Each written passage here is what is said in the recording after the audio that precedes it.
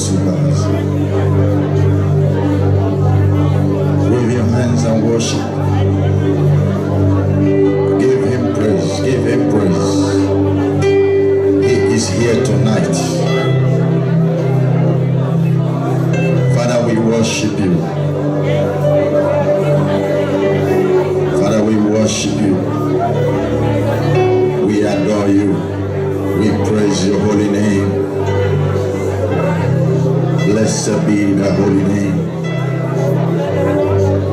Blessed be the holy name. Thank him for the life he has given unto you.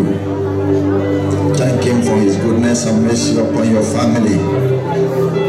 Thank him for giving you another chance to be in his presence today. Many people cannot even stand as I speak. It's a very great privilege that you are here in the house of God. Thank him for he is the Messiah, he is the Lord. There is no one like him, the Ancient of Days.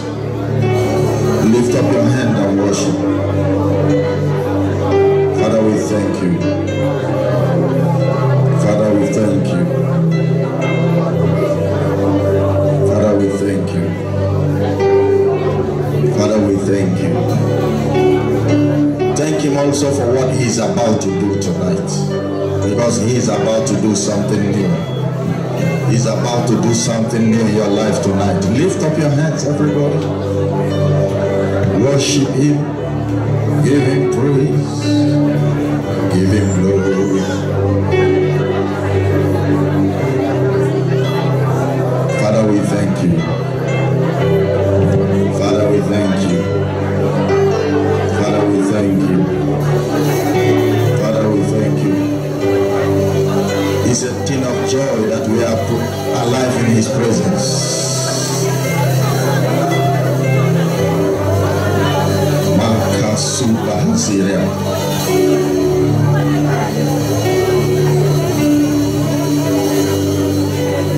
In the name of Jesus Christ, lift up your two hands, say after me, Lord Jesus Christ, I thank you for what you have done in my life. Receive all glory, receive all honor, receive all adoration. Everything in my life shall give you praise. My entire life shall glorify you. Whatever does not give you glory in my life, let it be taken away. Oh Lord, forgive my sins. Have mercy upon my life. Manifest your power in my life today. Thank you, Lord, for making me your child. Somebody lift up your heart and my mouth and shout hallelujah to the Lord. Father, we thank you for all you have done. Let your name be glorified. In Jesus' name. Be seated. God bless you. Hallelujah. You are welcome tonight. In Jesus' name. I want us to look at the book of John chapter 14 verse 5, 6, 7. John chapter 14. We're going to be looking at a very crucial topic tonight. And I want you to listen very well, because God will be speaking to you in a special way. Amen. There is no one that will survive without the glory of God upon his life. There is no one that will survive without the power of God. And I want you to know that as a Christian, you are not alone. God is with you. The greatest gift that the Lord gave to us through his death is salvation. At the same time, the greatest gift that he left behind is the gift of the Holy Spirit. Before Jesus ascended to heaven, there was a statement he made to his disciples. He gathered them together and he said unto them, receive ye the Holy Ghost. He breathed unto them and he said, receive ye the Holy Ghost. Praise the living God. Now, even though you have received him, you will still need to wait for him at Jerusalem for him to accomplish his work of impartation. Somebody say impartation, for divine purpose. Say impartation for divine purpose. If there is no impartation, there will be no assignment. And if you don't have any assignment, you are not a human being. Praise the living God. Now, after Jesus resurrected from the dead, he said to his disciples, receive the Holy Ghost. And they received the Holy Spirit. And he gave also an instruction, and he said to them, go ye to Jerusalem and wait for him at the upper room chamber, for he shall come and he shall baptize you with fire. Somebody say fire. Fire. Say power. Power. Say, I need the power of God to survive. Now, can you look around you in our world today? Can anybody survive without God? Is it possible that you survive in the world of today without God? Good. So that is why I want you to listen very well, because there are so many things going on today which I want you to understand. Praise the Lord. We are going to be dealing with a special topic. A special topic. The secret behind your existence. And the secret behind your assignment. And the power that God has made available for us, which many Christians don't know about. But you yourself, you are highly privileged to know about it. Now, number one point we are going to state this night is that there is no power that is higher than the power of God. Every power comes from God. Praise the living God. And number 2 point is that Jesus Christ is not only the way, the truth, and life, but he is the source of our power today through his death and his resurrection. But the devil, in his craftiness and wickedness, decided to destroy the works of Christ in order to make Christians ignorant of the source of their strength and power. But that devil is a liar. Amen. Because tonight there shall be revival in your life. Amen. We're going to be reading 1, 2, 3 places in the Bible. Let's first of all read John chapter 14 from verse 5 to 7. And Thomas said unto him, Lord, we know not whither thou goest, and how can we know the way? Verse 6, Jesus said unto him, I am the way, the truth, and the life. No man cometh unto the Father but by me.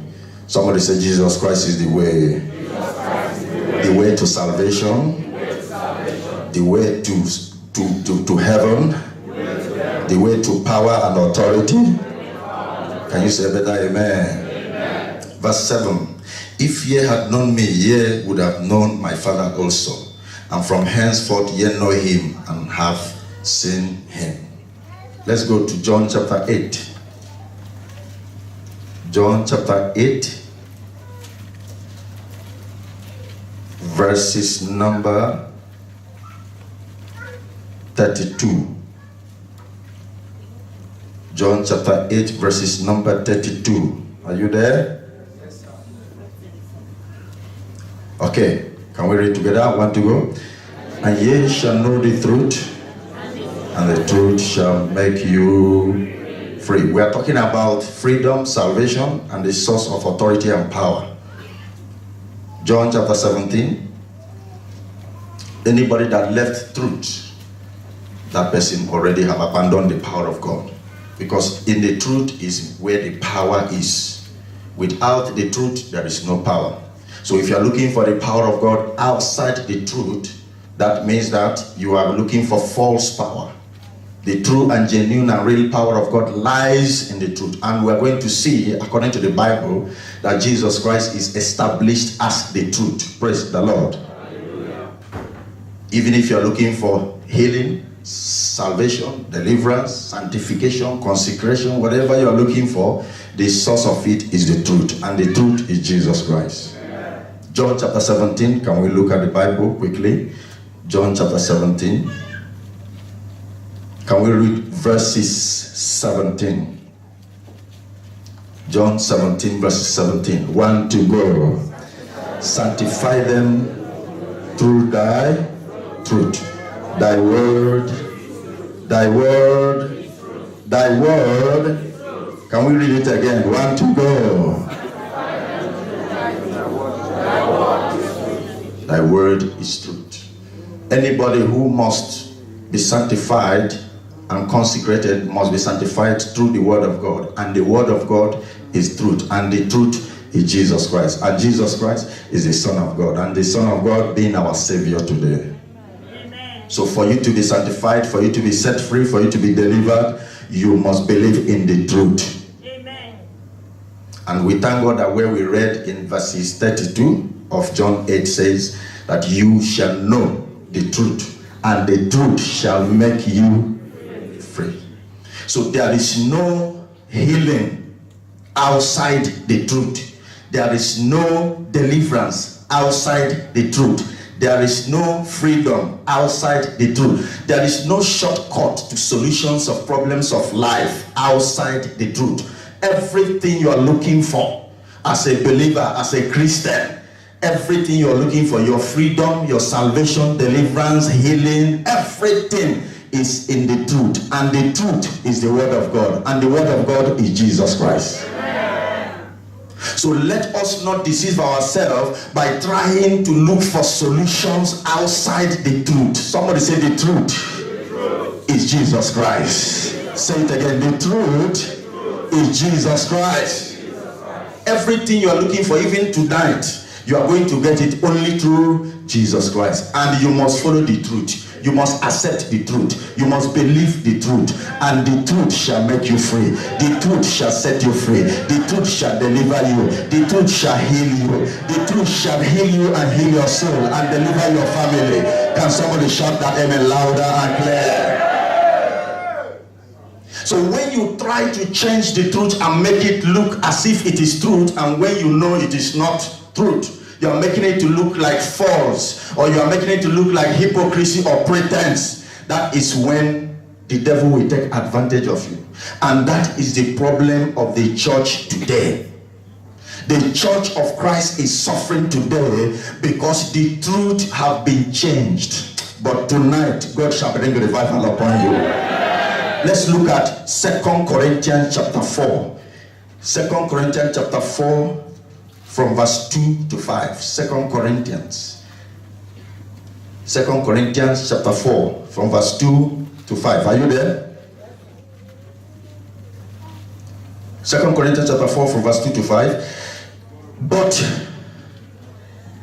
have renounced the hidden things of dishonesty, not walking in craftiness, nor handling the word of God deceitfully, but by the manifestation of the truth. Somebody say truth. Manifestation of the truth, commending ourselves to every man's conscience in the sight of God. Verses number 3.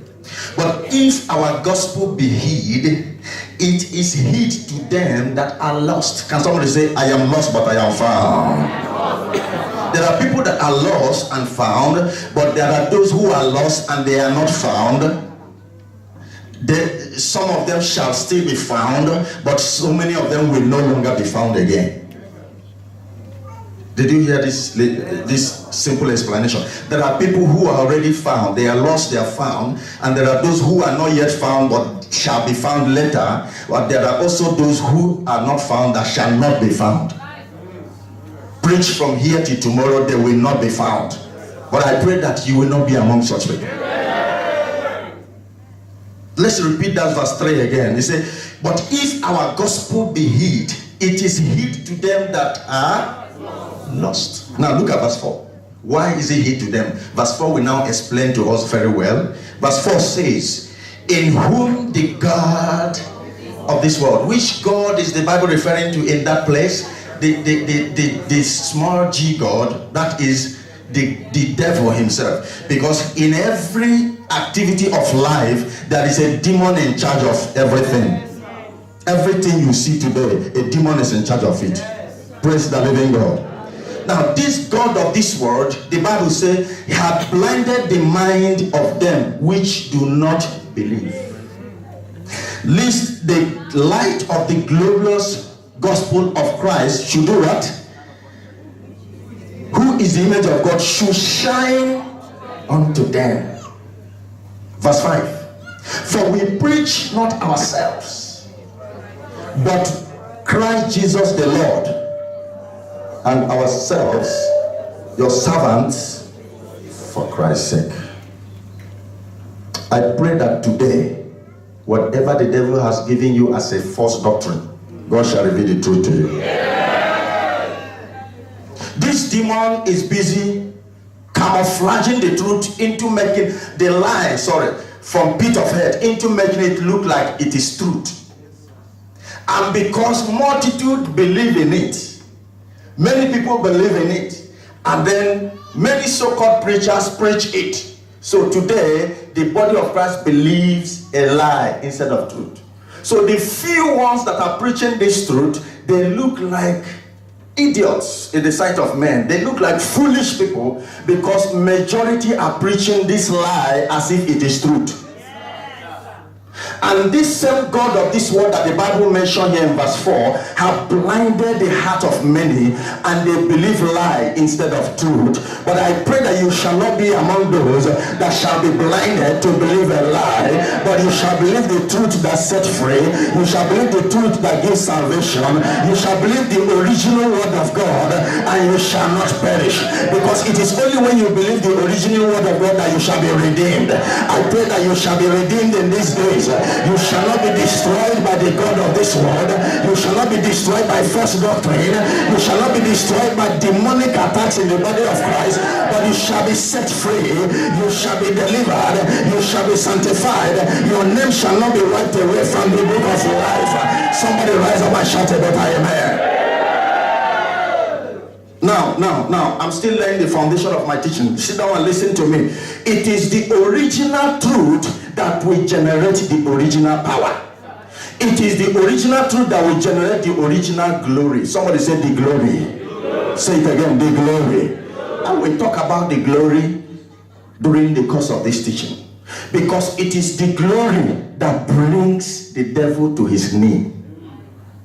But something is crippling this glory, because the church no longer believes in the truth and the original gospel.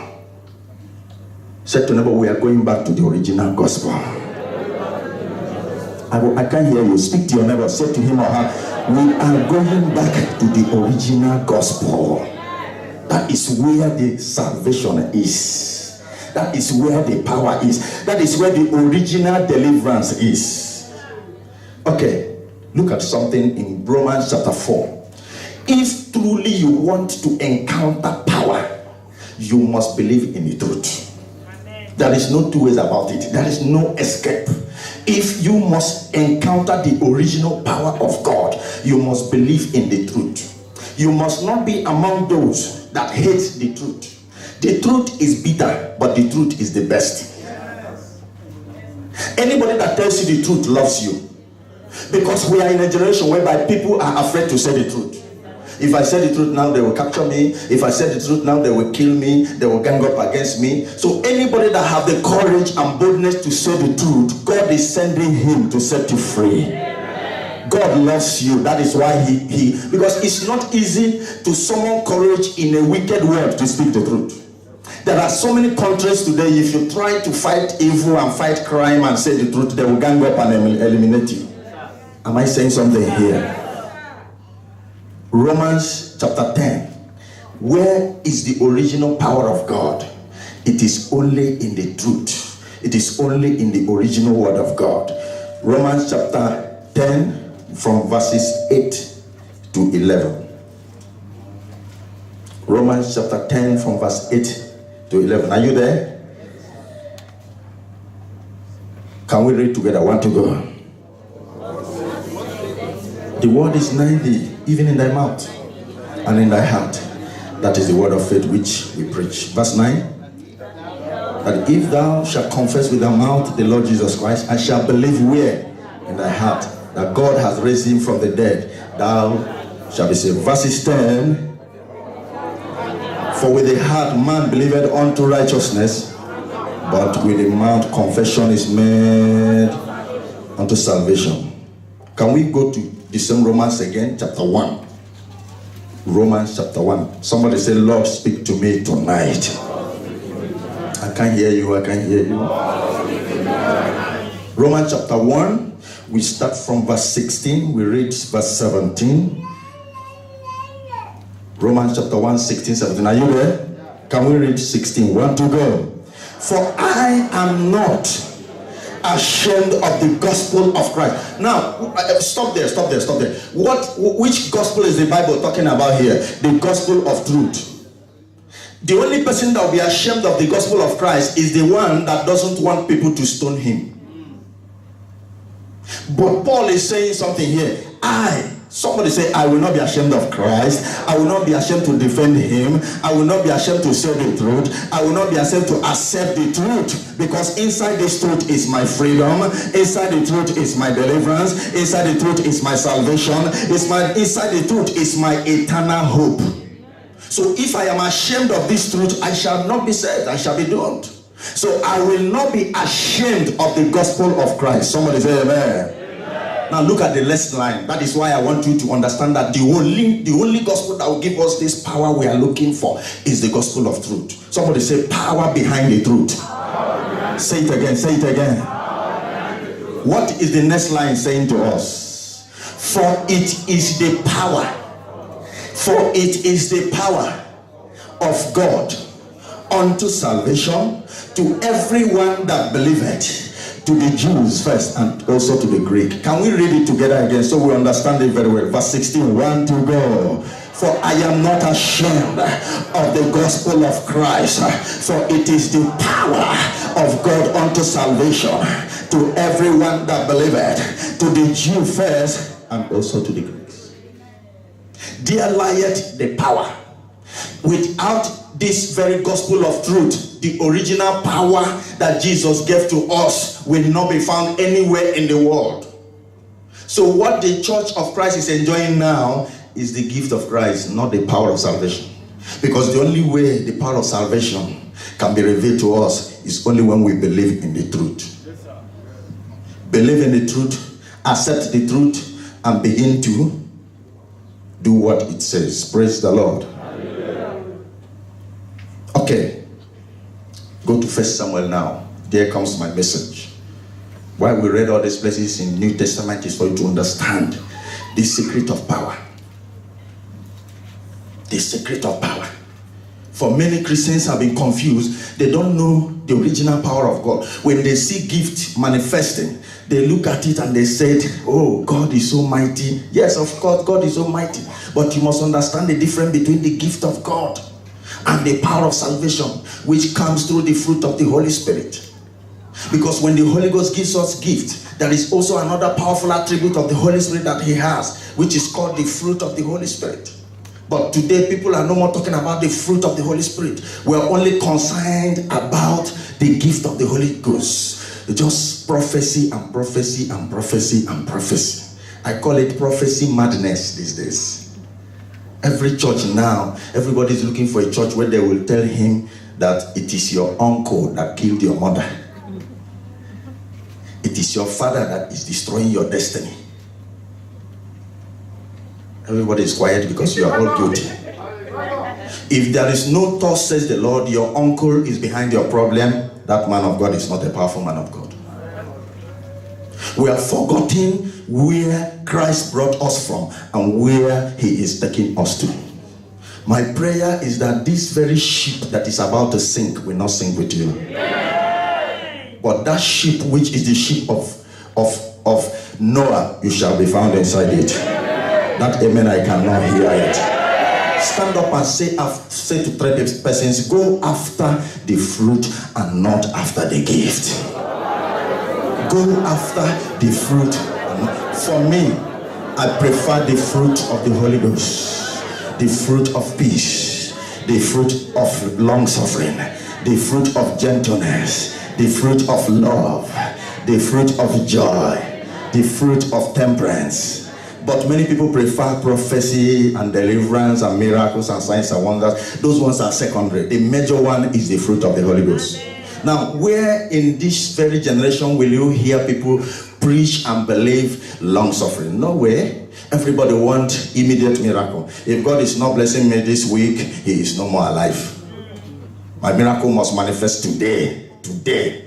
It is all about today, today. Nobody believe long suffering again. When you preach about long suffering, they will say you believe in poverty, you believe in suffering, but the Bible call it long suffering. It's not my word, it's the word of God. Long suffering. Serving God is patient. You have to suffer for a long time until he returns. Suffering does not mean suffering from financial lack or suffering means suffering persecution till he returns. But we always have negative mentality about everything. Long suffering means suffering persecution. So even though God blesses you with material things of life, that very persecution must be there. If you are not persecuted, that means you are not a Christian. Once persecution is omitted from your Christian life is no more genuine. Somebody hearing me now? So many preachers used to tell people that Christianity is just bread of roses, it's all about grace, grace, grace here, grace there. Then you can sin and God will forgive you. They promote the flesh and demote the spirit. So when persecution comes, so many Christians are now confused because the teaching they are hearing is contradicting what they are experiencing. So you better open up and tell them the truth from the onset. Can somebody say better amen? Now my question tonight is, why is it that the power of God, the original power of God, left the church? Because it have gone long ago. The power had gone long ago. Why is it that the glory departed from the church? It is because the church threw away the message of salvation that Jesus gave to us. You will not hear salvation anywhere. Everybody you'll be glad and delighted to watch all those cable preachers that will tell you prosperity this and prosperity that and prosperity this. Everybody will be jumping up and shouting, whoa, whoa, whoa, fire, fire, fire, hallelujah. Whereas your soul is dying, whereas your spirit is dying, whereas Jesus Christ is asking, will my death be in vain? I pray for you today that you shall not end up in hell, you shall not be destroyed, you shall be set free. I say you shall be set free. I say you shall be set free.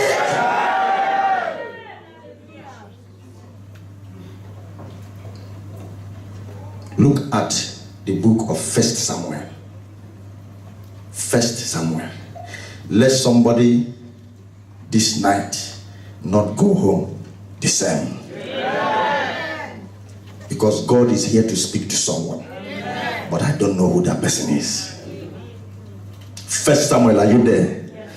Look at chapter 4, verses 10. We're going to read down from verse 10 to 17. 1 Samuel chapter 4 from verses 10. Can we read together? 1 to go. And the Philistines fought, and Israel was smitten.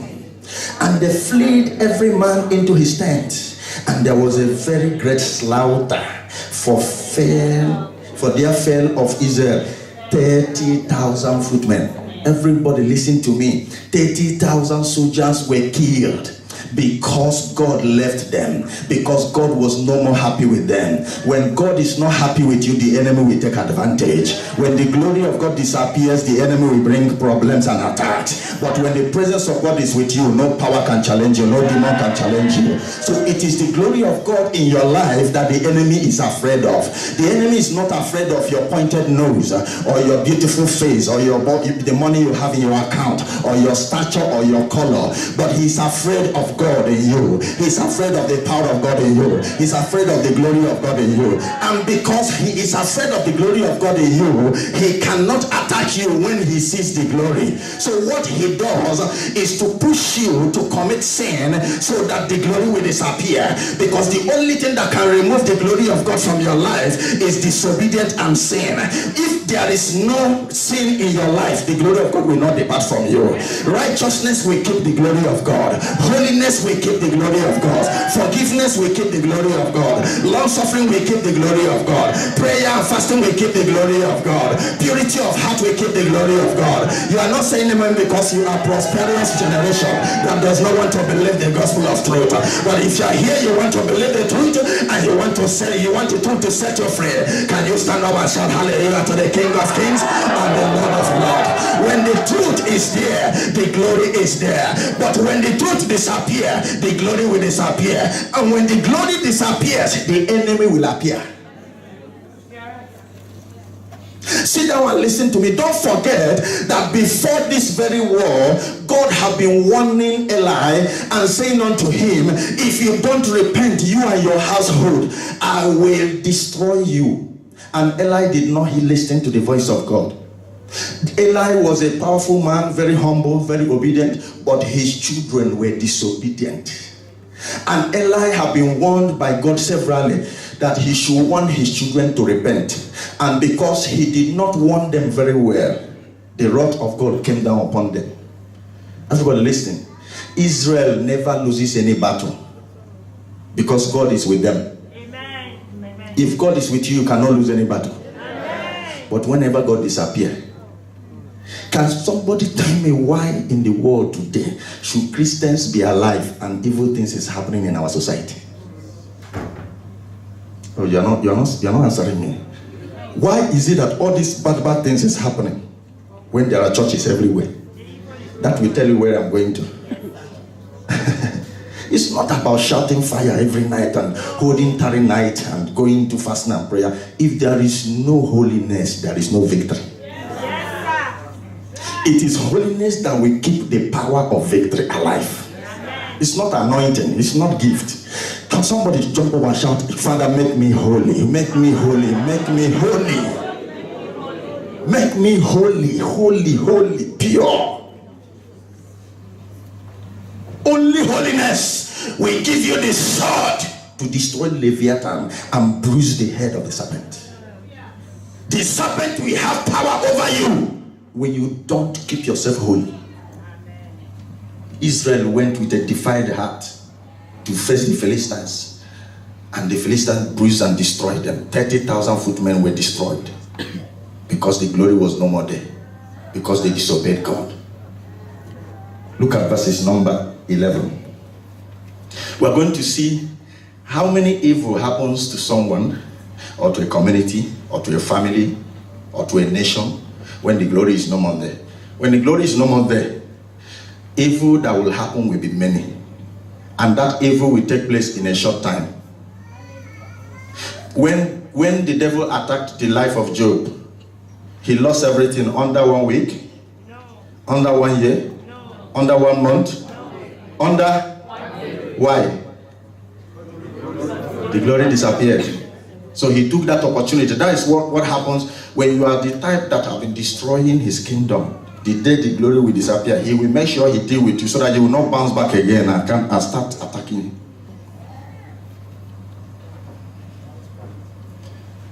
That was because he knew that the fate of Job was a dangerous fate, and Job was a righteous man. So he dealt with, he made sure that he crippled him, but he didn't know that God was still interested in Job. Yes.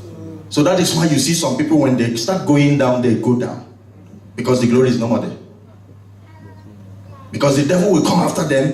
He knows that they are so dangerous, they will destroy him. So he will make sure he destroys. He's just looking for a chance to attack you, but he will not see you. Amen. I say he will not see you. That amen, I cannot hear it.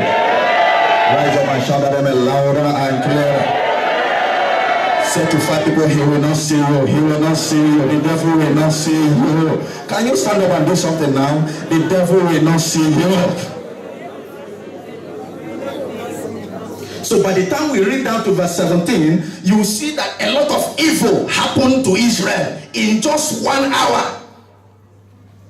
And this is something that the enemy have been trying to do to them, but because the glory of God was still there. May the glory of God not disappear from you in the year 2018.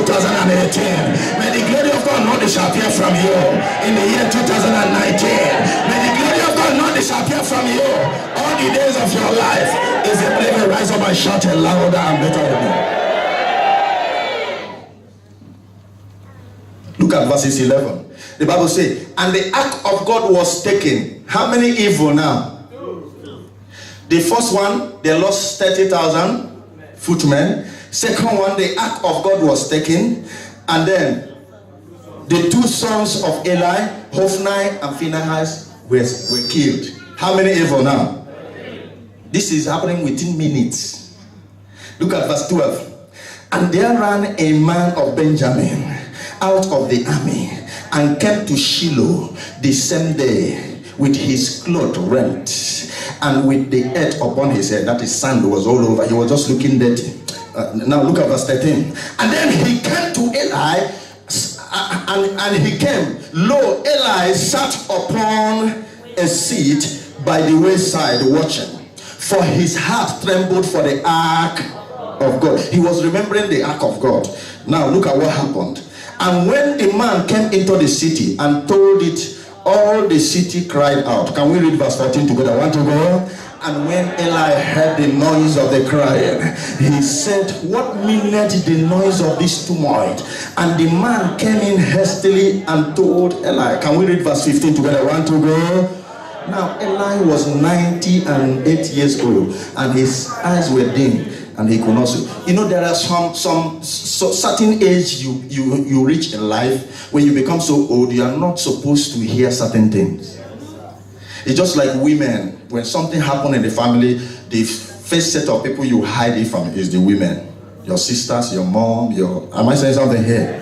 Eli was an old man, and his strength could not carry such a disastrous bad news, because he was 98, almost 100 years old. Now look at the next verse in verses number 16. And the man did what?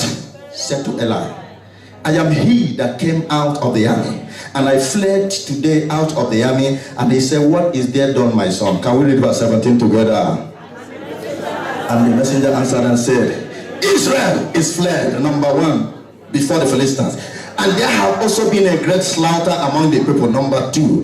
Thy sons also, Hophni and Phinehas, are dead, number three. And the ark of God is taken, number four. Verses 18. And it came to pass that when he mentioned the ark of God, that he fell off from the seat backward by the side of the gate, and his neck brake, and he died. That is another tragedy. Another tragedy. So how many bad news now? 5. And his heart was concerned about the ark of God. He wasn't even thinking about the men that were killed, even his 2 sons that died and every other thing. But immediately he heard the ark of God, he fell down and he died. Why was all these things happening, brothers and sisters? Because the glory is not there. When the glory is no more there, evil begins to come, attack begins to come, the enemy will take over, manipulation will take over, gossip will multiply, attack and sin and iniquity and abomination, things you don't expect to hear among Christians, you begin to hear it. A lot of evil will begin to happen. There will be betrayal up and down. But when the glory is there, the enemy will not have access. When the glory is there, there will be victory. When the glory is there, there will be salvation. When the glory is there, there will be deliverance and freedom. When the glory is there, the enemy cannot enter. I declare to you that the glory of God shall not depart from you. That amen, I cannot hear it. That amen, I cannot hear it. Sit down and look at verse 19. It was not over yet. Verse 19, and his daughter-in-law, that is the wife of one of the sons, his daughter-in-law, Phinehas' wife, was with, that is, she was pregnant, near to be delivered, maybe probably 7 months old pregnancy or 8 months, near, not complete, but near. And then what happened? And when she heard the tidings that the ark of God was taken, number one, her husband, her father-in-law and her husband were dead, she bowed herself and travailed, for pain came upon her. Verse 20 said what? And about the time of her death, the women that stood by her said unto her, fear not, for thou hast borne a son. But she answered not, neither did she regard it. When there are 5 to 6 bad news and only 1 good news come, 6/1 is... Those of you that were in secondary school and primary school, if you score 6/1, did you try? But you try when you score 6. No. 6/3 is still average. At least 4. Then 5, perfect. 6, perfect. But when you see your result, 6/1. So even though she had a son, it was a good news. But the bad news, there are so many bad news you will hear. Even if you hear one good news, it will mean nothing. She still did not regard it. She fainted. But before she fainted, brothers and sisters, she dropped a word. And that is the problem of the church today. And I'm going to explain it to us and for you to know that when this is happening, the enemy have upper hand. Because I cannot see any reason why evil will be happening everywhere, yet we have a number of churches and Christians and pastors everywhere, yet evil is happening. People are dying every day, suffering, increasing. It is because the glory is no more there. Before all these bad things happened to Israel, they were winning wars. They never lost anyone. Death were not there. God was with them. They were doing mighty things. But immediately they lost the glory. They lost the battle. May you not lose the battle. Amen. That amen I cannot hear. Look at what this woman said.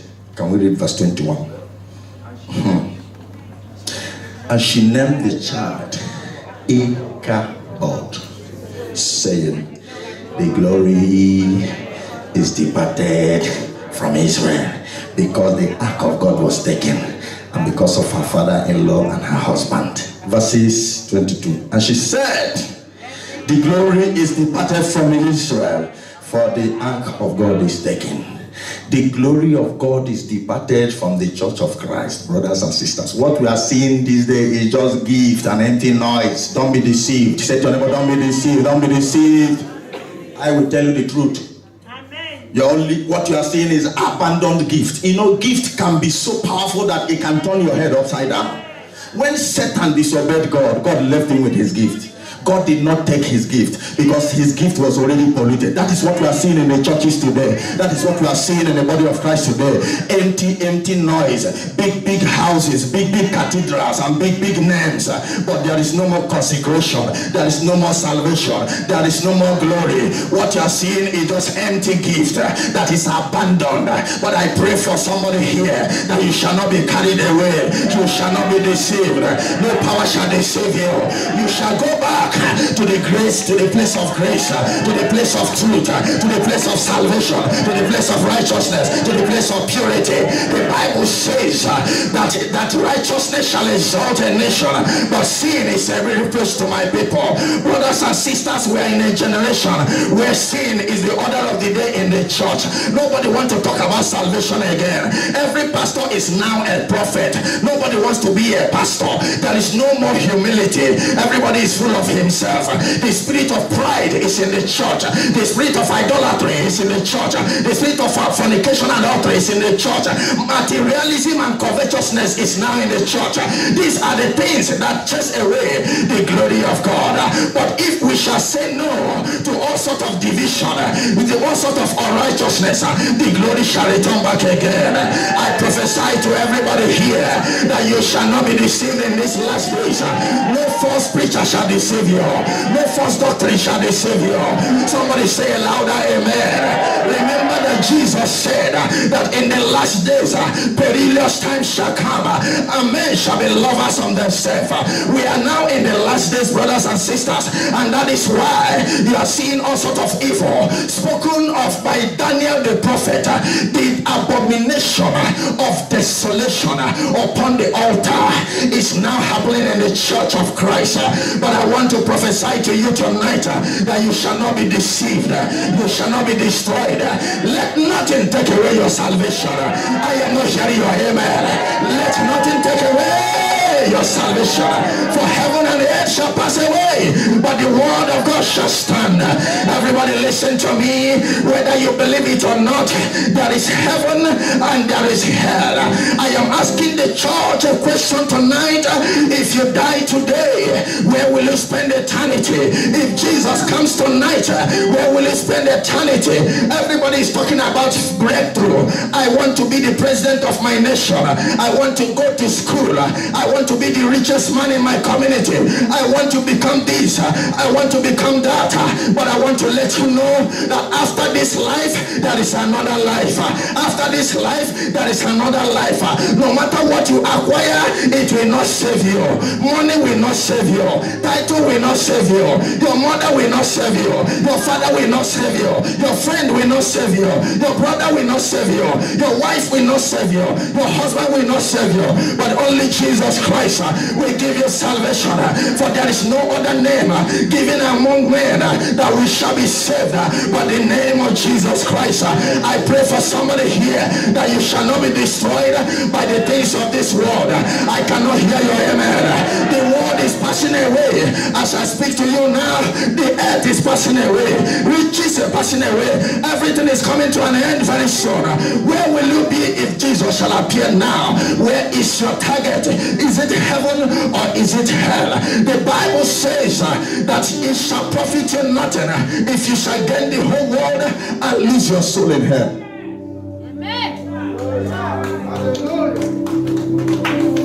It doesn't matter the church that you attend. It doesn't matter who is your general overseer.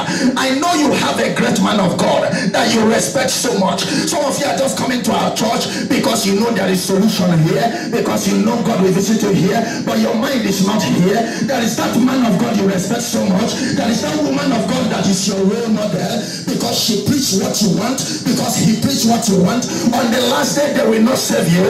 On the last day they will not save you. Only you shall save yourself by believing in the only true God, Jesus Christ of Nazareth. And I am telling you that there is no message that can save you than the message of truth, the message of salvation, the message of holiness. It doesn't matter the church you attend.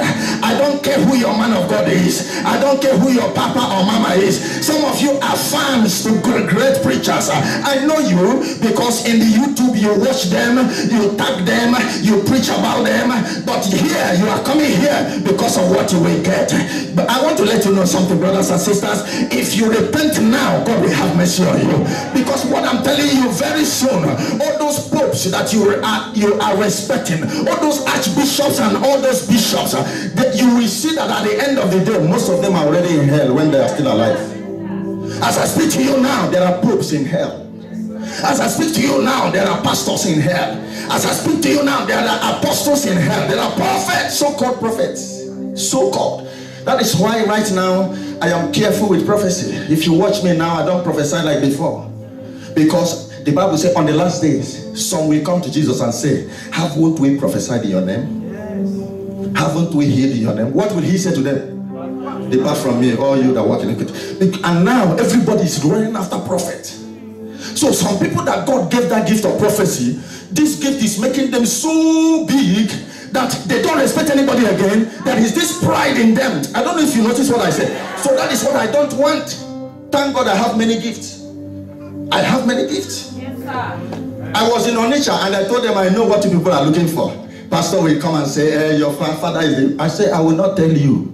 I won't send it. You won't hear it from my mouth. Your uncle is the one that killed your mother. I remember a program they did in Calabar some time ago. A preacher prophesied to somebody and said to her, your stepmother is the cause of your problem. Do you know the young man left the program ground, went home and used machete and killed his stepmother? Because of prophecy he received. You know, we are in a generation where people want to take the law in their hand. Everybody's running after prophets. Papa, prophesy. Go to different churches now. What you'll be hearing is prophecy, prophecy, prophecy. A man of God will take 3 hours and give prophecy, but only 5 minutes preaching. And even the 5 minutes preaching, you will not hear repent. You will not hear repent. You will go there and drop $10,000, $5,000 and give money because they gave you prophecy. But you see where the original gospel is preached, you will not support it. The devil so harden your heart and say, don't support them, don't worry. Whether you like it or not, the kingdom of God must prevail. The gospel must be preached because the church of Christ shall march on and the gate of hell shall not prevail. Some of them used to wonder, what is happening? This church, we are not supporting them, but they are growing. When they wait and wait and wait to hear bad news, one day they come back. Because if God is with you, he is with you. If God is with you, there is no power that can stop what he has said about you. Somebody jump up and shout fire 3 times.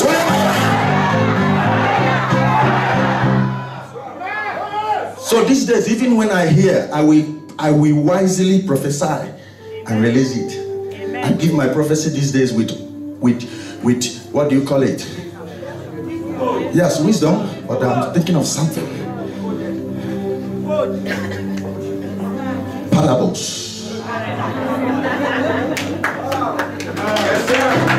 So what I do is after some time I will just flash the gift small so that you will still know that this man is, because some of you are like, maybe the thing don't disappear. But I'm conscious of something. I am conscious of something. Listen, I came to Dubai in 2008 and I rejected car gift for 7 years. I will come outside, wait for taxi under the hot sun, and people will be calling me names and say, this man of God, does it mean that you love suffering? No, I want to teach pastors in Dubai that Christianity and the gospel is not about money and materialism. I am disciplining myself because I want to go far. 7 years. It's not as if I wanted car the first, if I car came the first year I came here, but I rejected it. So many brothers were carrying me. They will carry me with their car. I remember Brother Steve in those days that have SJ Cruiser. The brother tried for 2 years. He was carrying me. And so many of our Brother Kinsley that lives in Qatar now. Many of them. And you know, when the time came, I felt that maybe this thing is becoming too much. You are disturbing them too much. I have to respect myself. Let me tell you, be careful where you are going. It doesn't end here. Who is that papa and mama that is destroying you with false doctrine? They turn the gospel upside down and preach fallacy and heresy and tell you it does not matter. Say to somebody, it matters, it matters. On the last day, your pastor will stand, your bishop will stand, everybody will stand, president of France will stand, president of America will stand, president of Nigeria will go this way. They will stand and they will give account of what they have done. Your pastor will not save you. Say to your neighbor, your pastor will not save you. Your pastor. This one is not a matter of my pastor. Some of you are busy preaching pastor, preaching church. Preach. I don't hear Christians again that preaches Jesus. What they preach is church and pastor. They can fight for their pastor. They can fight for their church. But nobody will fight for Jesus to defend the gospel. Nobody.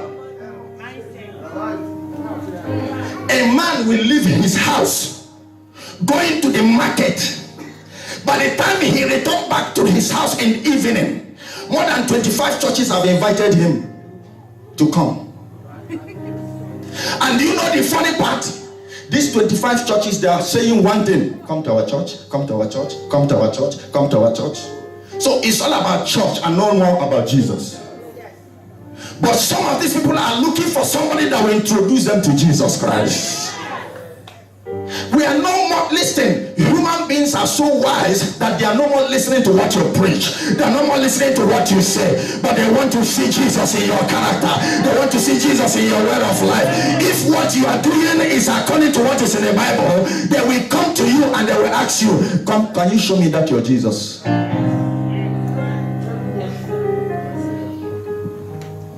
Say to your neighbor, there is no time. The Antichrist is here and so many so-called preachers are busy preaching nonsense. You will see a man of God holding 30,000 capacity people hostage.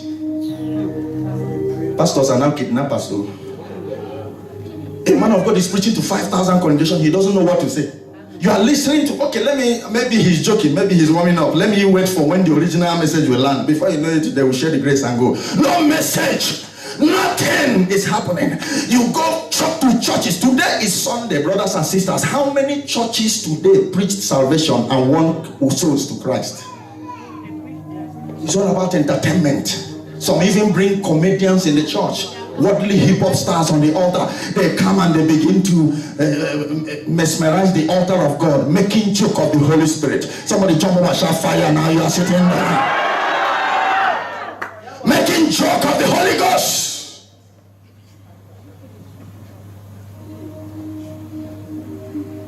The end has come. The signs are everywhere. there shall be earthquakes in diverse places. There shall be famines in diverse places. Brothers shall betray their brothers. Sisters shall betray their sisters. Things that is happening in different countries now is a sign that any moment from now, in fact, as I speak to you, rapture is already taking place because God is already taking away his people. So if you are sitting down there and waiting for when original rapture will happen, it have already started happening. Two things are involved. It's either you go or he comes. Stand up, say to 5 people, it's either you go or he comes. Because children are dying today. Adults are dying today. It's no more guaranteed that somebody will be 100 years before he dies.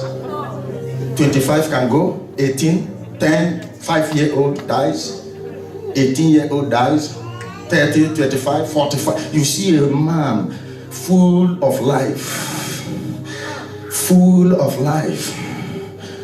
with Range Rover Sport parked in his garage, with Bentley, powerful house in Jumeirah, in America, in London, fat bank account, full of life, healthy.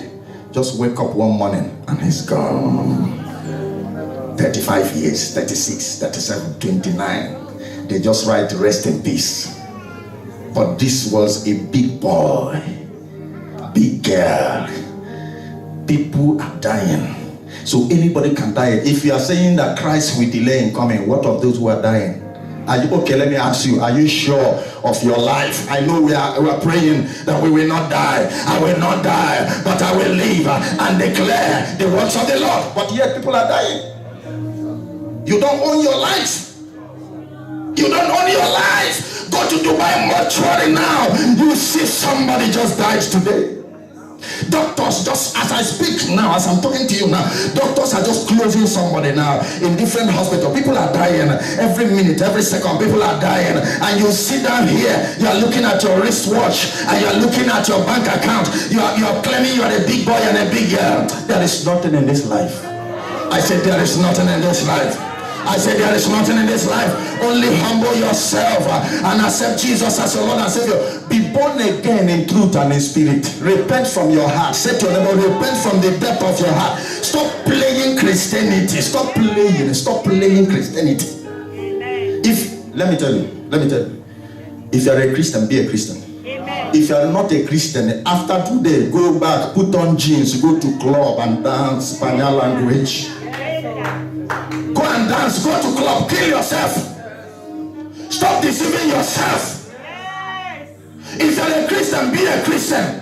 Can you stand up and say to 5 people, if you're a Christian, be a Christian. If you're not a Christian, drop the Bible.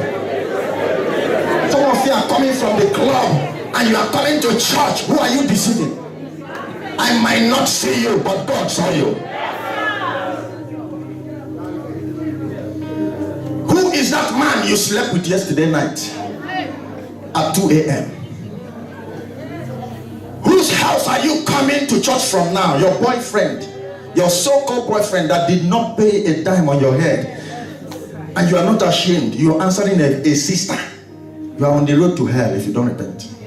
Amen. Some of you pack alcohol in your fridge and you say Timothy drank alcohol. The God of Timothy is different from your God. It is Timothy. You are not Timothy. You are sleeping with somebody's wife and you say it doesn't matter. On the last day it shall matter. All the life you are living in is secret. Some of you are homosexual. You are sleeping with your fellow man. And you come to church. Some of you are lesbians, sleeping with a fellow woman. Lesbianism. Somebody jump up and shout fire. Let that demon disappear from you. You are married and you are looking at another woman.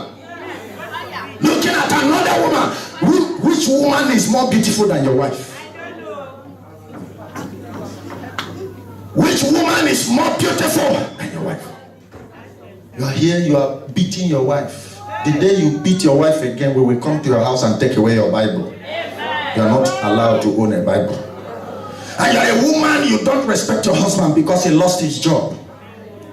You disrespect him, you talk to him anyhow as if he's your slave. The Bible says in the book of Ephesians that wives shall submit to their husband and husband shall love their wife. Go home and apologize to your husband. And some, in fact, if you are coming to this church and you're a married woman, any day you kneel down before me without kneeling before your husband first, I will cast you away. Cast you away. Many husbands are becoming jealous of pastors. Daddy in the Lord, but your husband at home, you treat him anyhow.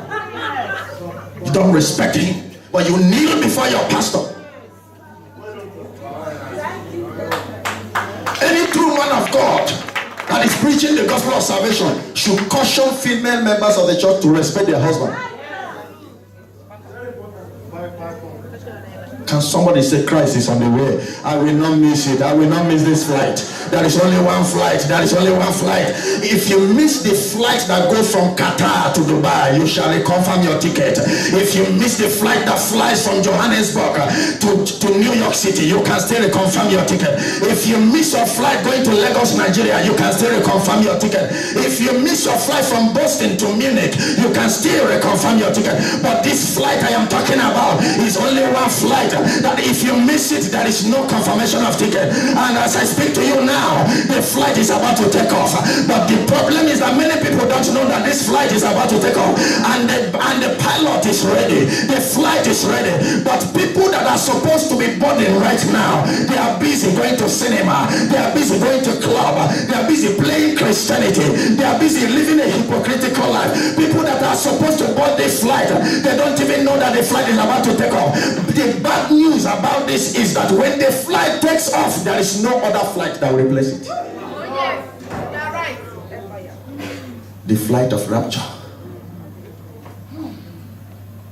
Because when the ark of Noah got filled up, the people that mocked Noah, as many of you are mocking me now as I'm preaching this message, they still came back to Noah and said, please, just now we know, we now understand that everything you are saying is true. Just open this ark for us to enter. Noah said, well, it's not in my hand to decide, but only he who is the maker of heaven and earth. And unfortunately, the ark is shut for you. And rain fell for 40 days and 40 nights and wiped away the whole universe. Only Noah and his 8 children were saved. And you know what bothers me most? Jesus came and repeated the same thing and said, as it were in the days of Noah, so shall it be in the day of the coming of the Son of Man. For many shall be given in marriages, many will be doing their normal businesses. You know, life will still continue. Things will be happening. You go to Dubai, people are doing their businesses, going to job, a lot of things will happen. But rapture will just take place. Under a second, the saints have gone. And you will not know. BBC will carry a news, 10 people just disappeared from Colombia today. CNN will carry, 15 people disappeared from New York City. What's happening? 10 people disappeared from Malaysia. And then the news will now confirm to Christians that something have happened. Because life will still continue. Because during the time of Noah, things were happening. They didn't know when Noah entered the ark. They were doing their normal party business. And the God of this world now, which is the demon of entertainment, is what is holding Christians' whole stage. People like where they will go and laugh and smile and take a picture and take selfie and post it on Instagram and post it on Facebook and tweet and do all sorts of things. They like where they will go and enjoy themselves. And that is why the devil is busy pushing out many entertainment things that keep people busy. They want to buy tickets to go to Abu Dhabi to watch Snoop Doggy Dogg, but they will not come to church to pray. They want to go to where entertainment. So the demon of entertainment is busy capturing this world. You see a man, somebody that calls himself a man of God, we call a fellow man of God and say, I hear say Japan, they beat Korea. How many scores? Now those boys they play. Men of God discussing football. These are men that God committed souls in their hand. Somebody talk about fire stuff. I hear say Okocha scores goal that day. Entertainment.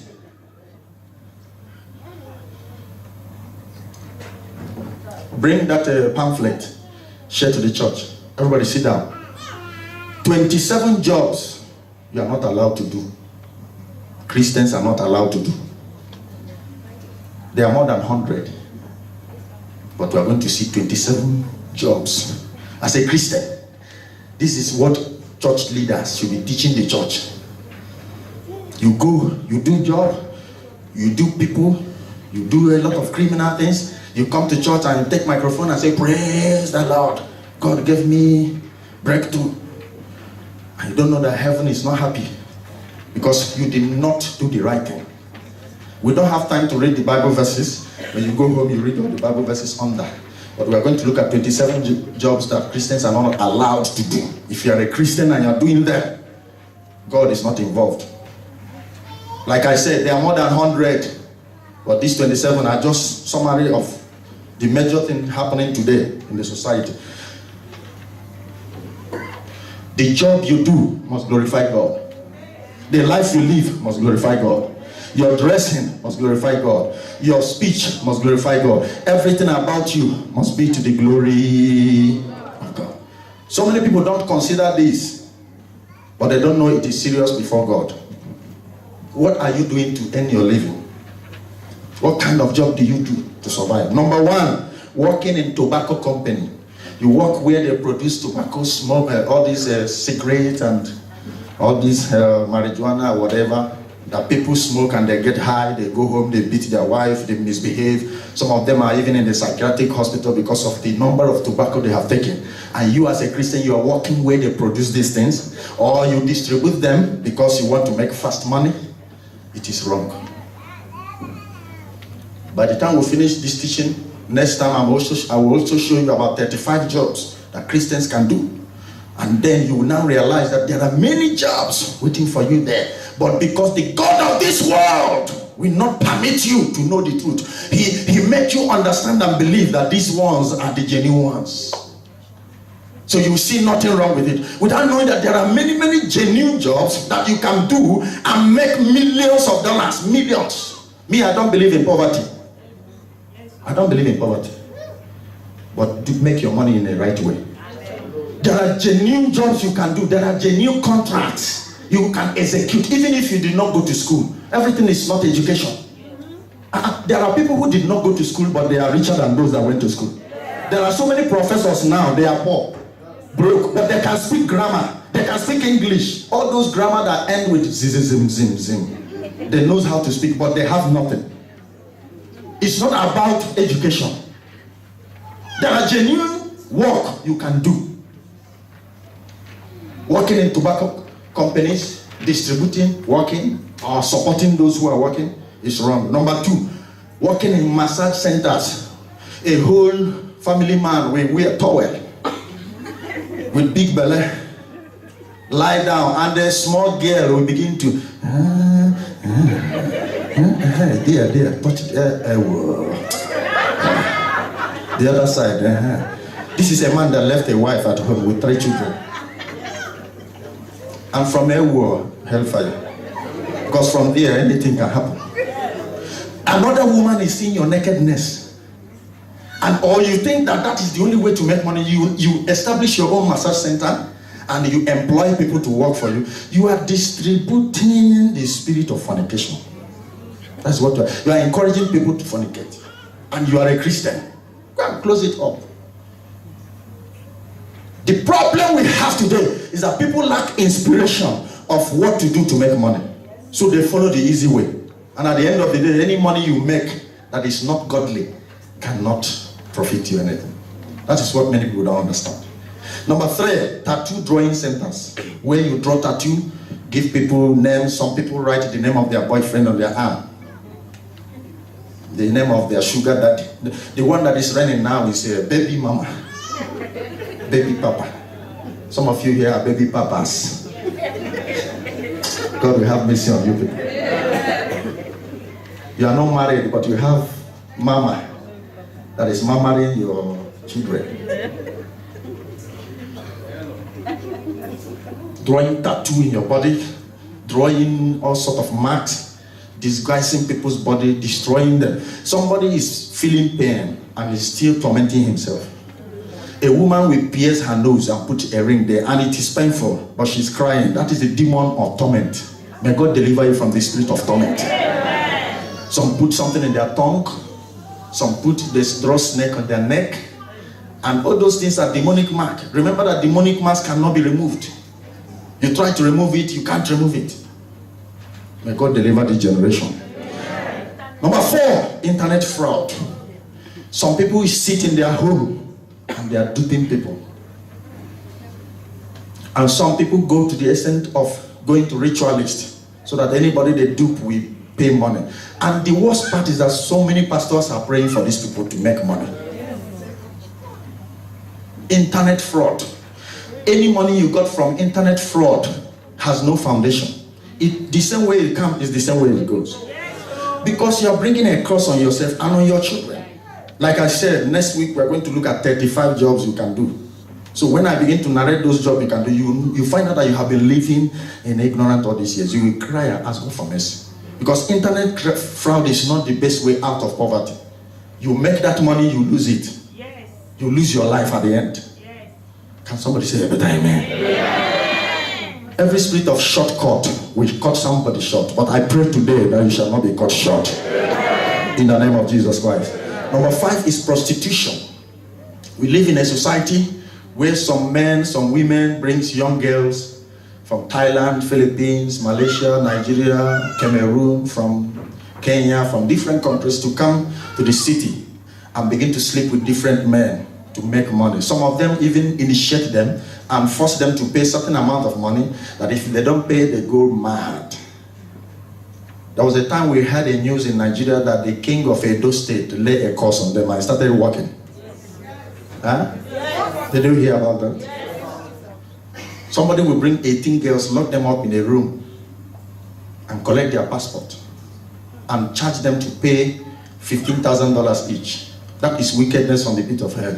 And that person comes to the church, you are not saved. You don't have a human heart. Go and release those girls tonight. Amen. If you don't want to die in 1 week time. Amen. And you that is saying amen, you are going to prostitution, sleeping with who have the right to cage you. Don't you know your right? Don't you know that you have the right to report them to the police station? When they bring you newly and you don't know, hello, listen, stop talking, and you don't know, you have, if somebody tells you, go and report them to police station. If you do that at that time, you have not gone to club at all. Police have the right to intervene. But when you have already indulged in prostitution for a long time, you have already destroyed yourself. And the worst part is that these wicked women that do this, they have daughters about your age, put them in school, covenant universities, buy cars for them, rent houses for them with the money you pay them. Demonic money. May God save this generation. Amen. Number 6, internet prostitution. There is another one called internet prostitution. These ones are professionals. They stay in a hotel room 24 hours. They stay in their houses. They communicate to their client. Hey, yes, Abu Dhabi, okay, shut up. They enter car, they go there, they sleep with the person, they collect $2,000, put in their pocket. Some of them don't even move away, they just send their girls. Oh yeah, I saw there is a man, you go there, you pet him, you finish him, you steal his wallet, you steal his credit card. And these girls are so dangerous. When they come and blow a man breathe, the man will sleep. By the time he woke up, credit card is gone. International passport is gone. $25,000 that belonged to his business partner is gone. Some men are foolish. Some men should be buried alive. 16-year-old girl will finish an account of 50-year-old man. Number 7, hotel business. Hotel is a place where demons live. A Christian should not in any way involve in it. A lot of pastors and Christians have been asking me these questions, and I used to explain it to them. There are certain places that demons don't disappear. Demons gather. Marketplaces, airports, hotels, square, all these Banana Square, all these, any place you see people gather, demons stay there a lot. Whenever somebody owns a hotel, the only thing hotel attract is prostitution, smoking, drinking. I don't know if somebody is hearing me. So a born-again Christian should not go into hotel business. It's very, very wrong. Should not even work in a hotel. a sister working in a hotel as a receptionist, you are bound to be tempted because every man that passes there will make a jest at you. And if you are not strong enough, you fall for him. This is the truth. Number 8, modeling. You see somebody who say, my daughter must be a model. I want her to win prize in Canada. You are simply initiating this, your daughter, into marine kingdom. Your daughter is 18 years old, but already she is always naked because you want her to be a model. What she wears exposes her body to the public because you want her to be a model.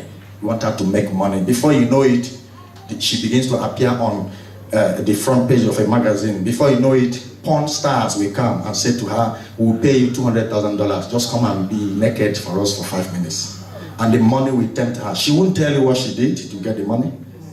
But you are the one that encouraged her at the beginning. And by the time you realize what is happening, your daughter is gone. Be warned. Number 9, immoral and immodest designers. People who are fashion designers. Yes, it's good to sew clothes. It's good to sew clothes that people will wear. But when you begin to design clothes that exposes women's body, women's, in the name of fashion, all these see-through clothes. Women, they are wearing something these days, you see everything inside their body. You are a brother in the church, you are a Christian, and you are an immodest designer. That design, even if you must be a fashion designer, you must not design clothes that portray nakedness of people. Everywhere is quiet. You don't like the teaching? But what I'm saying is not to you. It's strange to me. Number 10, fake currency designers. Am I? Yeah. No, producers. Fake currency. Why? Some people are so dangerous. When they produce dollar here, they flash it to you. You think it's original dollar. I pray for you that you will not collect fake money. Because that is the worst thing that can happen to somebody. You went to somewhere to change money and they tell you, hey, come here. What is this? Before you know it, CID. It is not your portion. Stand up and say to 5 people, it's not your portion. Please, any money they give to you, just fold it. If the money did not come up, it's fake. Fold it and leave it for 2-3 seconds. It will just be coming up small. Then it's original. But if you didn't, it's not. There are some people, that is what they live with, producing fake currency. They will match it with original ones and they deceive you. You don't know that the rest are fake. Be careful. And those of you who are new in Dubai, be careful the friends you keep. I used to advise our brothers who live in Europe and America, those who came newly. Somebody will say, I want you to stay in my house. Even here in Dubai. It's very, very disastrous to stay in somebody's house because you don't know what that person is doing. I remember one brother in 2011, the Spirit of God, a prophecy came and I told him that day, come to church. I see you going to somebody's house. You are going to be in trouble. Come to church. He said, yes, sir. When he left, he forgot the prophecy. And his friend called him to come. They are having some party. And he forgot the prophecy and he went there. On arriving, 10 minutes later, the police came. They were looking for one of his friends, but all of them were arrested. And that was how he was deported. You might stay with somebody, you don't know what he's doing. He might look very flashy, very nice, and all these criminals, they are very good. Very good people. They speak well, they know how to spend money. Anybody that is spending money uselessly. Because if you suffer to make money, even if you have $10 million, before you bring $1, you must know what that $1 is. There are some boys that goes to traditional wedding, you see them spraying money, $100. And people will be calling them back, Omega. A right sensible man cannot throw money away like that. Anybody that spends money lavishly did not make it genuinely. Believe me. Because there are many things you need to invest with that money. I don't know if I say something. You make money in a genuine way. You think first of investment. Think first of investment. If you don't know what to do with it, carry $10 million, go and open a fixed bank account. Put it there. In 1 month time, you get another $10 million. Put it there. Number 11, illegal contracts. Contract marriage, contract, these people that go, you know that somebody is not your wife, you marry her because you want American visa. And your own husband, do you know some women don't have sense? You know that your husband is going to sleep with another woman just because you want him to bring you to America, you support it. Because no matter what you think, that contract marriage will lead to fornication. Must. Anything that is illegal contract, not only contract marriage, any contract that is illegal and you know about it, stay away from it. All of you that have started joining politics here, I'm looking at one now.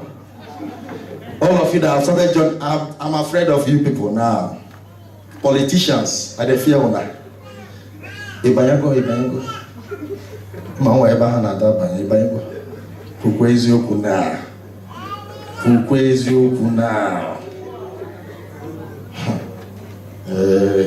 Be warned. Be warned. Look at the governor of Ekiti State. He was beating blue and black. A sitting governor. And nobody is saying anything about it. Not a former governor. Sitting governor beating.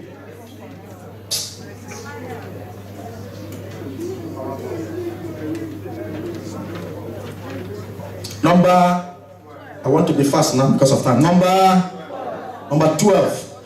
False preacher. A pastor, somebody that have no calling whatsoever, and he knows he have no calling. He goes around opening church to collect money from people. Opening church, turn the church to a business center. There are many people like that. They will tell you, you have good voice, you can demonstrate, you can teach. Just wear a suit. We will support you. You are a role model. People believe in you too much. Just come demonstrate it anyhow. And his friends will convince him. Before you know it, they will carry briefcase and follow him. He will open a church. And when he goes to a satanic area, there is one I heard, one of our brothers said one day, somebody went to preach somewhere in Nigeria. He was preaching. He said, "You witches and wizards, I will deal with you today." Then they now dealt with him. They hanged him in the air. His 2 feet could not come down. He now started begging them, "Okay, you know what? Let's agree this thing. Just bring me down." They brought him down. He left his Bible on the altar.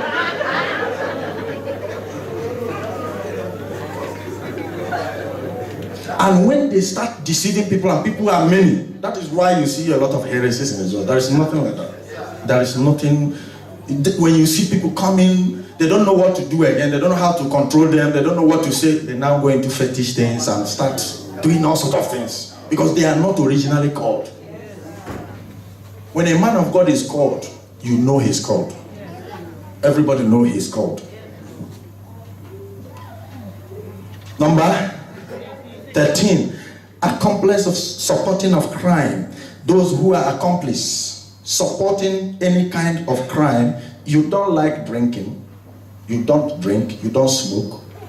But you buy drink to people. You buy smoke to people. You don't go for party, but you sponsor party. Everywhere is quiet. You don't like to drink gin, hot drink, but you buy it. Huh? That is the worst sin. You don't like it, you know the danger, but you support people to do it.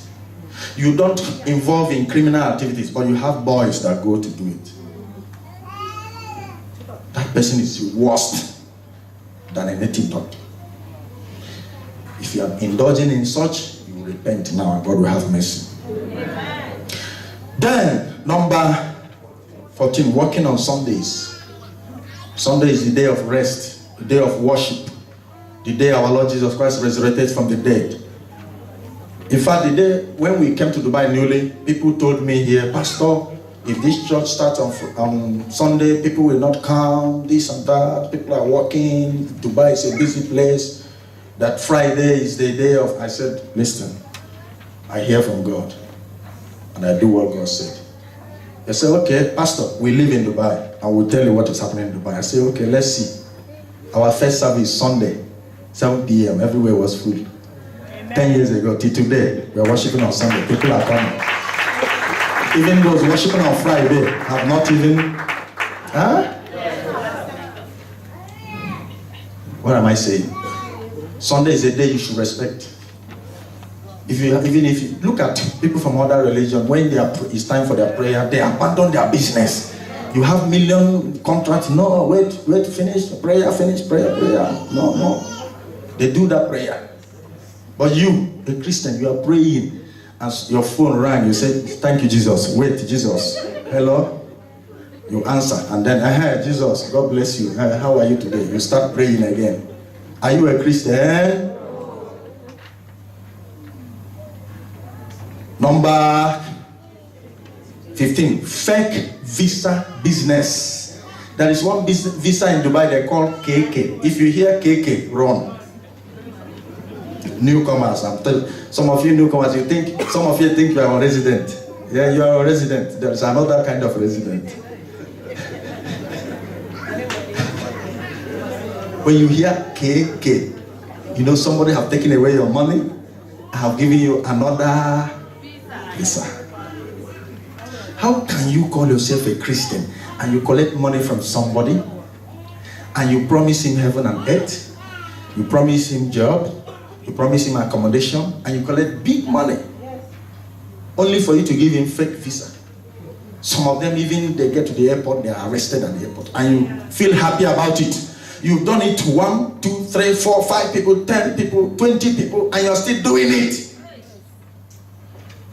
God is giving you the last chance tonight, because I don't know why you are hearing this message this night. Those people are not happy. They are saying a lot of things against you and against your children. You better repent now. Some are even doing fake visa, not only to Dubai, but to different countries. All these people they kept in Libya. Do you know how it started? Somebody collects money and promise them visa to Canada, visa to Italy, visa to America. Then they dump them in Libya. Say to neighbor, repent and God will have mercy on you. Number 16, what did he say? Working in beer parlor and alcoholic companies. Those of you who are working in beer parlor or you are doing restaurant business, you are selling beer behind, and you come to church, you sit down as a woman of God, as a man of God, you better repent. Because those people you sell alcohol, they drink, some of them even get accident on the way. Do you know if you feed somebody with alcohol and he dies on the way, his blood is on your head? Some of them get home, they rape their daughter. Some of them get home, they force their housemaid sleep with her. Some of them get home, they even beat their wife because the alcohol changes their brain.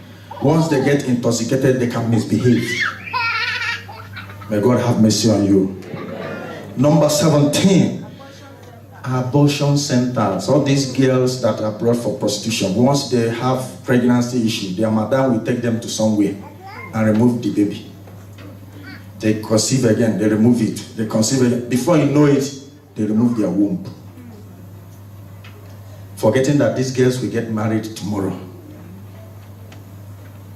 Anybody running an abortion center, supporting it, or encouraging it in one way because of one benefit or the other, repent today and God will have mercy. Amen. I'm not hearing your amen. Amen. Number 18 is a serious one, gambling joint. This spirit of gambling has rendered a lot of men poor today. Because gamblers are very wicked. The first money, they will dash you. Second one, they will dash you. Then you think that, yes, you have arrived. The third one, you will pay for the first and the second and the third and the fifth and the sixth. Every gambler is not a Christian. Gambling now is no more like before. It has gone digital now. Even in the internet, they gamble. There are so many things they post on the internet. Some of you who have email, Yahoo email, they send you so many messages. do this to make money online, this and that. Some of those things are demonic. They will initiate you. I don't have time to explain that one now. Maybe next time. Can somebody say amen? Amen. Number 19. Saloon business, artificial lifestyle. So those that will disguise themselves in the saloon, put John the Baptist hair, Elijah hair, Colombian hair, Brazilian hair, from white to purple to blue to black, different color. Some put eyelashes and they look like the masquerade from a lorry. And then they fix eyelashes, fingernail, toenail, disguise themselves, look like a demon that come from this shrine. Then on Sunday they remove all those things and put on a scarf and come like a sister. You are deceiving yourself. You are deceiving yourself. Artificial lifestyle is not a real life. Those things you put, they represent demons, different demons that oppresses you, oppresses your marriages, oppresses your personal life. And you don't know that they represent demons in the spirit realm. When you put it on, you pollute your spirit. So if you apply any kind of artificial thing, it will defile you. God expects you to appear the way he created you. Some of you are dark in color, but now you are yellow because you bleach your skin. Some of you even go for surgery, hip surgery, tummy surgery, all sorts of surgery.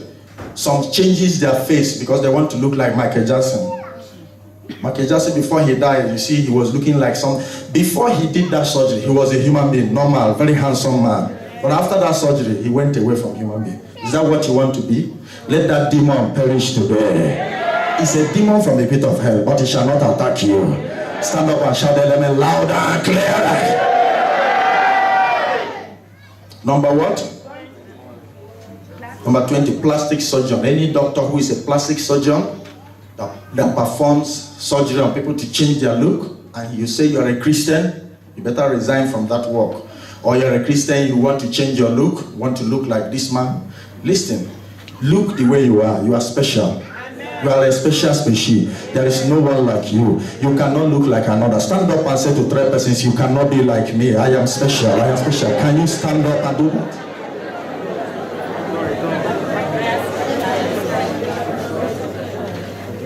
Plastic surgery. That demon of changing face or changing tummy, changing. Some even do hip surgery and buttocks. You see their buttocks very big because they know that some men, they like.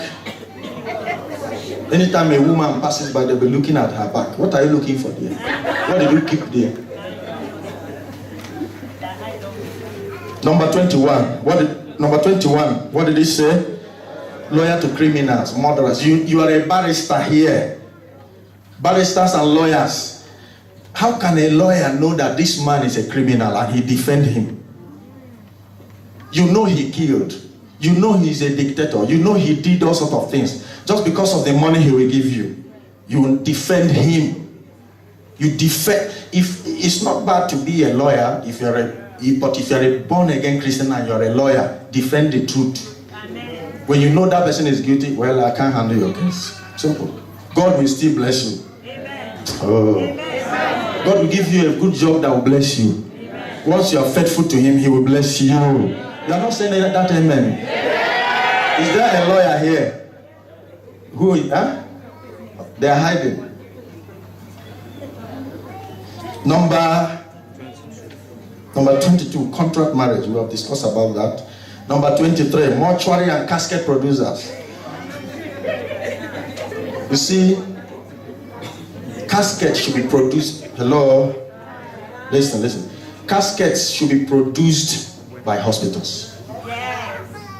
Hospitals should be the ones that will institute a kind of governing body that will produce mortuaries and all these caskets and coffins. It should not be a private business that people will do. I don't know if somebody is hearing me. How can somebody be praying for people to die? Because anybody that have casket business, what is his intention? No, let's be realistic here. What do you use casket for? Casket is used for one thing. Unless all these occultic people, they buy it too. Because they keep it in their houses. You don't know? Go to occultic men's house, you see casket. They are the only ones that patronize them. But apart from that, it's used only for the dead. So the hospital should sit for it. So if you're a Christian and you're doing that, or you have a brother or sister that is doing that, discourage them from that business. Is somebody hearing me? If you believe it, say amen now. Number what now? Co-worker with dubious people. Politicians, example. You know a man is dubious and you're working with him. I'm not saying that all politicians, in fact, will I say all? All, right? All. Huh? Some.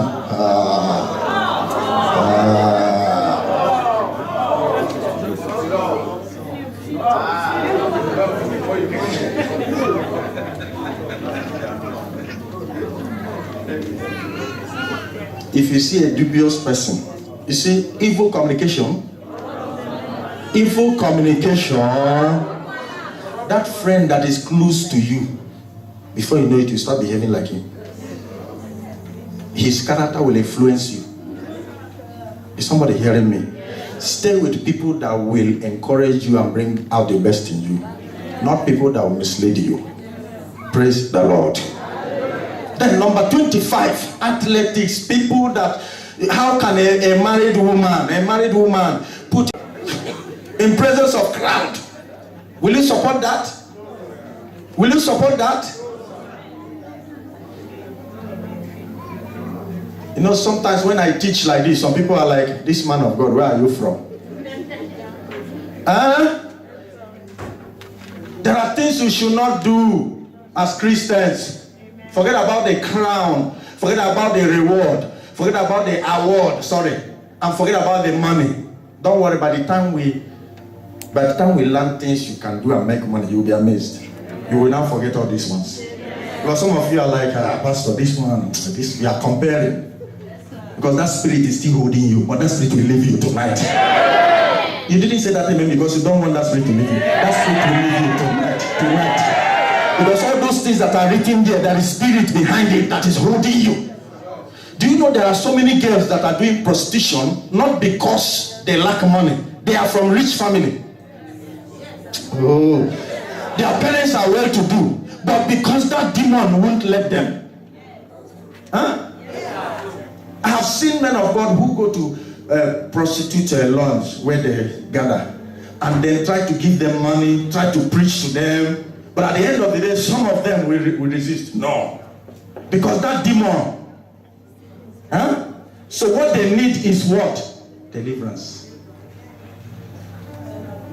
So any crime you see somebody refuse to come out from, that crime, there is a spirit behind it. Can somebody say amen? Amen. When you see homosexuals and you see lesbians, don't ignore them or reject them or condemn them. Pray for them. Because the spirit of homosexuality is a spirit that is so stubborn, but when you pray against that demon, the demon will disappear. What they need is deliverance. I don't know if somebody is hearing what I'm saying. Because what happened to them can still happen to anybody. Number 26 and 27, and we close. 26. Personal assistant. That should be personal, not person. Personal assistant to dictators and tyrants. You know that this man is a bloodsucker. He kills people in the night and dumps them in the bush. And you are still his personal assistant. You are still his driver. You are still his spokesperson. And you know what he does. Just because he gives you big money, dashes you cars, and you protect him. And you know this man is a tyrant. You know all these people working with dubious and terrible politicians, they see a lot of things that they cannot say. And they are still there. And some of them are there because of the oath they took. Even if you take an oath, that oath will be broken by the blood of Jesus. I cannot hear your amen. I said, I cannot hear your amen. 27, all forms of evil works. There are still many and many and many, but we just wrote these ones. May God bless you as you repent from them. Clap your hand for Jesus Christ.